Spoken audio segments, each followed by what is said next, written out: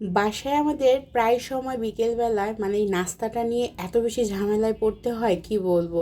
বাসায় তো 3টা আন্ডা আছে, আন্ডা বলবো না কি বলবো, তো যাই হোক, এই 3টায় কী যে করে, এক একজনের চাহিদা এক এক রকম, এক একজন মানে এক একভাবে এক একটা নাস্তা খেতে চায়। যাই হোক, আমার এত চাহিদা পূরণ করার তো আর ক্ষমতা নেই, আর যা গরম কি বলবো।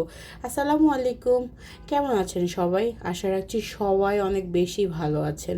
তো যাই হোক, এই তো আমি বিকেলবেলায় লটকন ছিল কিছু লটকন, মানে একটু লবণ মরিচ দিয়ে ঝাল ঝাল করে মেখে আমি খেয়ে নিচ্ছি। মানে টক ঝাল মিষ্টি লটকনটা কিন্তু ভালোই লাগে বেশ। আর এদিকে ওরা বলে এগুলা কিচ্ছু খাবে না, অন্য কিছু। আমি বলছি, যে যারটা করে নিয়ে খাও। এদিকে দেখি যে বড় মেয়ে তার বাবার সাথে বাইরে গিয়ে মানে কি কি এগুলো কিনে নিয়ে আসছে, এগুলো খাচ্ছে। আবার এদিকে ছোটো মেয়ে এসে বলে যে আমাকে এখন খাইয়ে দাও।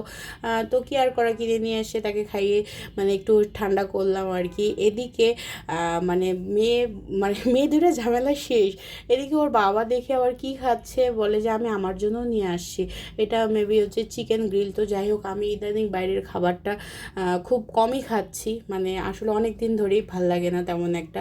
এদিকে ছেলে বলে যে মা আমি ওগুলো ওগুলো কোনো কিছু খাবো না, বাসায় বানানো কিছু খাবো, বাসায় বানিয়ে দাও। আমি বলছি না, আমার পক্ষে সম্ভব না, ভাল লাগতেছে না। ও আবার দেখি চানাচুর নিয়ে নিজে নিজে মাখা শুরু করেছে। ভাবলাম যে তাহলে আমিও একটু ভিডিও করে নেই। বউ আবার হাসে, আবার নিজে নিজে কী কী জানি আমাকে মানে বলতেছিল অনেক কিছু। যাই হোক, ওটা তো আর শোনাতে পারি নাই। তো ভালো, ওর মতো মেখে খেয়ে নিচ্ছে আর কি। তো এই আর কি, আজকে আমাদের বিকেল।